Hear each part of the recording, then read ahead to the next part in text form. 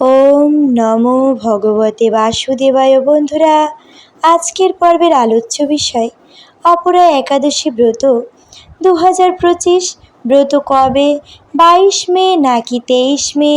ব্রত কথা, মাহাত্ম্য, পরদিন পারণের শুভ সময়, এ সকল কিছুই আজকের আলোচ্য বিষয়।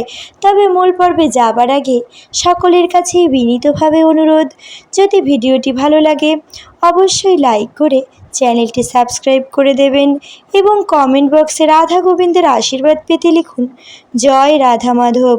চলে যাচ্ছি মূল পর্বে।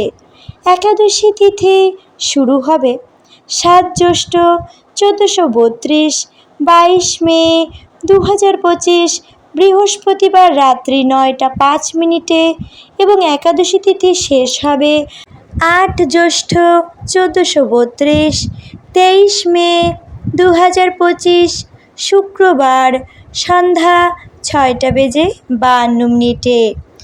অপরা একাদশী ব্রতের উপবাস পালন করতে হবে 8 জ্যৈষ্ঠ 1432, 23 মে 2025 শুক্রবার। গোস্বামী ও নিম্বার্ক মতেও এই দিনে একাদশী ব্রতের উপবাস পালন করতে হবে। একাদশী ব্রতের পালন করতে হবে 9 জ্যৈষ্ঠ 1432, 24 মে 2025 শনিবার 9টা 51 মধ্যে। এবার পাঠ করছি অপরা একাদশী ব্রত মাহাত্ম্য। মহারাজ যুধিষ্ঠির শ্রীকৃষ্ণকে বললেন, হে কৃষ্ণ, জ্যৈষ্ঠ মাসের কৃষ্ণপক্ষিয়া একাদশীর নাম কি এবং তার মাহাত্ম্যই বা কী আমি শুনিতে ইচ্ছা করি। আপনি অনুগ্রহ করে তা বর্ণনা করুন। শ্রীকৃষ্ণ বললেন, হে মহারাজ, মানুষের মঙ্গলের জন্য আপনি খুবই ভালো প্রশ্ন করেছেন। বহু পুণ্য প্রদানকারী, মহাপাপ বিনাশকারী ও পুত্রদানকারী এই একাদশী অপরা নামে খ্যাত। এই ব্রত পালনকারী ব্যক্তি জগতে প্রসিদ্ধি লাভ করে। ব্রহ্মহত্যা, গোহত্যা, ভ্রূণ হত্যা, পরনিন্দা, পরস্ত্রী গমন, মিথ্যা ভাষণ প্রভৃতি গুরুতর পাপ এই ব্রত পালনে নষ্ট হয়ে যায়। যারা মিথ্যা সাক্ষ্য দান করে, ওজন বিষয়ে ছলনা করে, শাস্ত্রের মিথ্যা ব্যাখ্যা প্রদান করে, জ্যোতিষের মিথ্যা গণনা ও মিথ্যা চিকিৎসায় রত থাকে, তারা সকলেই নরক যাতনা ভোগ করে।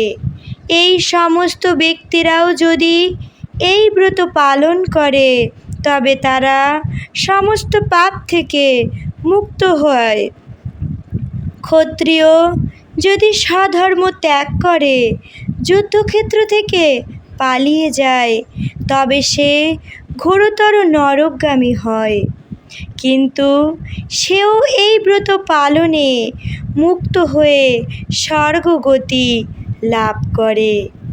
মকর রাশিতে সূর্য অবস্থানকালে মাঘ মাসে প্রয়াগ স্নানে যে ফল লাভ হয়, শিবরাত্রিতে কাশীধামে উপবাস করলে যে পুণ্য হয়, গয়াধামে বিষ্ণু পাদপদ্মে পিণ্ডদানে যে ফল পাওয়া যায়, সিংহ রাশিতে বৃহস্পতির অবস্থানে গৌতমী নদীতে স্নানে, কুম্ভে কেদারনাথ দর্শনে, বদ্রিকাশ্রম যাত্রায় ও বদ্রীনারায়ণ সেবায়, সূর্যগ্রহণে কুরুক্ষেত্রে স্নানে, হাতি ঘোড়া স্বর্ণদানে এবং দক্ষিণাসহ যজ্ঞ সম্পাদনে যে ফল লাভ হয়, এই ব্রত পালন করলে অনায়াসে সেই সকল ফল লাভ হয়ে থাকে। এই অপরা ব্রত পাপরূপ বৃক্ষের কুঠার স্বরূপ। পাপরূপ কাষ্ঠের দাবাগ্নির মতো পাপরূপ অন্ধকারের সূর্য সদৃশ্য এবং পাপহস্তির সিংহস্বরূপ।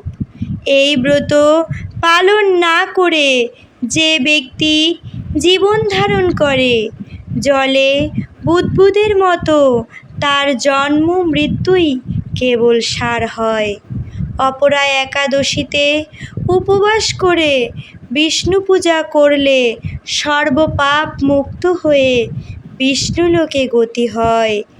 এই ব্রতকথা পাঠ ও শ্রবণ করলে সহস্র গোদানের ফল লাভ হয়।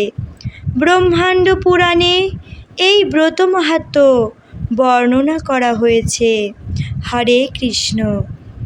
একাদশী ব্রতের দিন অবশ্যই ব্রত মাহাত্ম্য শ্রবণ করুন। ব্রত মাহাত্ম্য শ্রবণ না করলে ব্রত অসম্পূর্ণ থেকে যায়। নিজে একাদশী ব্রত পালন করুন এবং অন্যকে ব্রত পালনে উৎসাহিত করুন।